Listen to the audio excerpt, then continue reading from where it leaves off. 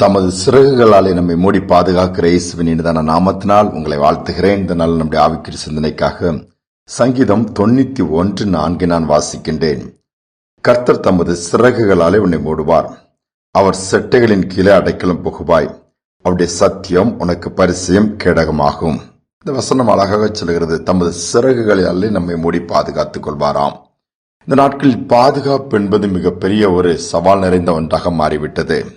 காலையில வேலைக்கு போனாலும் சரி, ஸ்கூலுக்கு போற பிள்ளைகளானாலும் சரி, யாராலும் சரி திரும்பி வருவார்களா இங்கு ஒரு கேரண்டி கொடுப்பது இன்றைக்கு முடியாத ஒன்று. இரவு படுக்கைக்கு போகிறார்கள், காலையில எழுந்திருக்காமல் அனைவருடைய உயிர்களும் பிரிந்து போகிறதை நாம் பார்க்கிறோம்.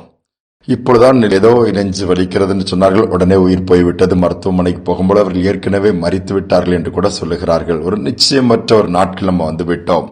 விபத்துகள், ஆபத்துகள் இன்னும் ஏராளமாய் சொல்லிக்கொண்டே போகலாம். கொடிய விதமான நோய்களின் தாக்கம் இதனால் மருந்தும் கண்டுபிடிக்க முடியவில்லை. மொத்தத்திலே காற்றை சுவாசிக்கும் பொழுது அதுவும் பொலிட்டாகிவிட்டது. தண்ணீரும் கேன் தண்ணீர் அல்லது மினரல் வாட்டர்னு சொல்லி எல்லாமே காசு கொடுத்து வாங்கி குடிக்கிற ஒரு காலகட்டத்துக்குள் நாம் வந்துவிட்டோம். இதை தாண்டி பார்த்தால் யுத்த மேகங்கள், என்னுமாய் கொள்ளை நோய்கள், பஞ்சங்கள், பூமி அதிர்ச்சிகள், இயற்கையின் சீற்றங்கள் எல்லாமே பாதுகாப்பற்ற தன்மை இன்னும் அதிகரிக்கிறது.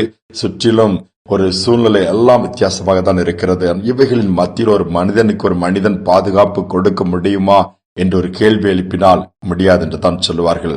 எங்கு போவது, என்ன செய்வது, எப்படி தப்பித்துக் கொள்வது, ஒரு கேள்வி வரத்தான் செய்யும்.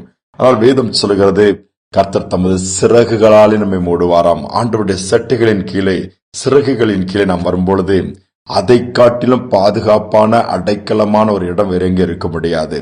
சாதாரண ஒரு கோழியை எடுத்துக்கொள்ளுங்கள். அது குஞ்சுகளோடு சேர்ந்து எல்லாம் இணைந்து மேயும் பொழுது திடீரென்று ஒரு பருந்தோ அல்லது மற்ற பறவைகளோ ஏதாவது ஒன்று தாக்க வந்தால் உடனே ஒரு சத்தம் கொடுக்கும். அதனுடைய சிறகுகளுக்கு போய் ஓடி அத்தனை கோழி குஞ்சுகளும் ஒதுங்கிக் கொள்ளும். அப்படியே அது உள்ளே போய் மறைந்த உடனே மற்றவைகள் அதை தாக்க முடியாமல் கடந்து போய்விடும், தப்பித்துக் கொள்ளும் அந்த கோழி குஞ்சுகள். இதே போலதான் கர்த்தர் எல்லா பொல்லாப்புக்கும் தீங்குக்கும் விலக்கி நம் தனது சட்டைகளால் மூடி நம்மை பாதுகாத்துக் கொள்வார். ஒரு முறை அமெரிக்க தேசத்திலே ஒரு குறிப்பிட்ட பெரிய செல்வந்தன் ஒரு வீடு மாதிரி பெரிதாக கட்டினாராம். கோடிக்கணக்கான டாலர்ஸ் செலவழித்து கட்டினாராம். என்னன்னு சொல்லி கேட்கும் அவர் சொன்னாராம், அணு ஆயுத யுத்தங்கள் வந்தாலும், அணுகுண்டு வீசப்பட்டாலும் இந்த கட்டடத்தில் பாதிப்பே வராது, அப்படிப்பட்ட பாதுகாப்போடு இருக்கும்படியாய் நான் இதை கட்டியிருக்கிறேன் சொல்லி எல்லாரும் சொல்லி அதனுடைய வேலை முடிந்தவுடனே ஒரு குறிப்பிட்ட போதகர் மாரிஸ் செருலாவை அதை ஜெபித்து பிரதிஷ்டை பண்ணும்படி அழைக்கிறார். அந்த மனிதன் அங்கு போகிறார், பல காரியங்களை விவரித்து சொல்லுகிறார். இவ்வளவு பணம் செலவழித்திருக்கிறேன், இப்படிப்பட்ட பாதுகாப்பு எல்லாம் அதற்குள் இருக்கிறது என்று சொல்லி சொன்னார். இவர் ஜெபித்து பிரதிஷ்டை பண்ணிவிட்டு இவர் சொன்னார், அந்த ஊழியக்காரர் சொன்னாராம், நான் இதைவிட பாதுகாப்பான மிகவும் வலிமை வாய்ந்த எந்த ஒரு கொள்ளை நோயாக இருக்கலாம், அணுகுண்டு வீசினால் இருக்கலாம், எப்படிப்பட்ட இயற்கையின் சீற்றங்களாக இருந்தாலும், ஒருவேளை பொல்லாத சத்துருக்கள் உள்ள நுழைய முடியாத பாதுகாப்பான ஒரு கட்டிடத்தை கட்டி வைத்திருக்கிறேன் சொன்னாராம்.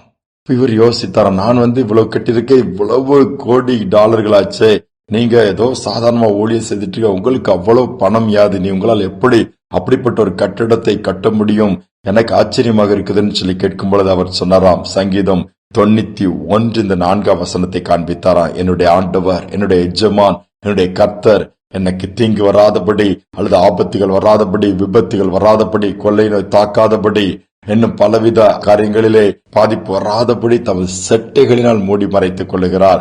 அந்த பாதுகாப்பு எனக்கு தருகிறார். அதுதான் அதனுடைய ரகசியம் என்று சொன்னாரா. பாருங்கள், எத்தனை உண்மை. இதற்கு பணமே செலவழிக்க வேண்டியதில்லை. அவனுடைய செட்டைகளின் கீழே வந்தால் போதும், பாதுகாப்பாகவே அவர் நம்மை பாதுகாத்துக் கொள்வார். ஆனால் அதை விட்டு விலகி தூரமாய் போகும் பொழுது கேரண்டி கொடுக்க முடியாது, பாதுகாப்பு கிடையாது.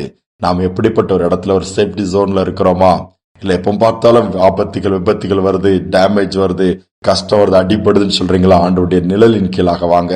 வரும்பொழுது நிறைவான பலனை கர்த்தர் கொடுப்பார், பாதுகாப்பை கொடுப்பார். பிள்ளைகளுக்காக, குடும்பத்திற்காக ஆண்டவரே உடைய செட்டைகளினால் மூடிக்கொள்ளுங்கன்னு ஒரு விண்ணப்பத்தை ஏறிடுங்க. நிச்சயமாகவே பாதுகாப்பு உண்டாகும், அவர் நடத்துவார். ஜெபிப்பும் எங்கள் அன்பின் பரலோக தகப்பனே, பாதுகாப்பற்ற இந்த சூழ்நிலையிலே எங்களுக்கு அடைக்கலும் பலனுமா இருக்கிறீங்க. சிறகுகளினால் மூடுகிற தேவனா இருப்பதற்காய் ஸ்தோத்திரம். எந்தெந்த ஜனங்கள் ஒரு பாதுகாப்பற்ற நிலைமையை உணர்கிறார்களோ, ஐயோ நாங்கள் இருக்கிற இடத்துல எங்கள் பாதுகாப்பு இல்லை, பணியாற்றுகிற இடத்துல பாதுகாப்பு இல்லை, வேலை செய்கிற இடத்துல பாதுகாப்பு இல்லை, பிரயாணங்களிலே பாதுகாப்பு இல்லை, அடிக்கடி விபத்துகளை பார்க்கிறோம், நாங்கள் ஏதோ கிருபையினால் தப்பி வருகிறோம் சொல்கிற ஒவ்வொரு பிள்ளைகள் இன்னைக்கு ஒவ்வொரு நாளும் கடந்து போகிறதை பார்க்கிறோம். அப்படிப்பட்ட சூழ்நிலை இருக்கிற பிள்ளைகளுக்கு தொடர்ந்து உடைய சட்டைகளினால் மூடி பாதுகாப்பை கொடுப்பீராக. ஆபத்துகளுக்கு விலக்கி பாதுகாத்துக் கொள்ளுங்க. சத்துருவின் கிரியைகளுக்கு விலக்கி பாதுகாத்துக் கொள்ளுங்க.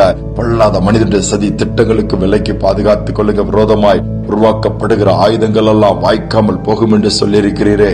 ஒவ்வொரு பிள்ளைகளுக்கும் அப்படிப்பட்ட கிருபை கொடுப்பீராக. செய்வதற்காய் ஸ்தோத்திரம்.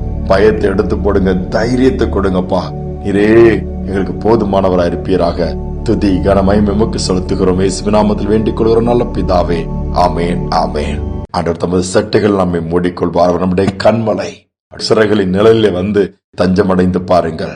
சகலத்தையும் ஆசீர்வாதமாய் பாதுகாப்பாய் மாற்றிக் கொடுப்பார். இந்த சிந்தனையோடு இந்த நாளை தொடர்வோம். மீண்டுமாய் நாளை தினம் சந்திப்போம்.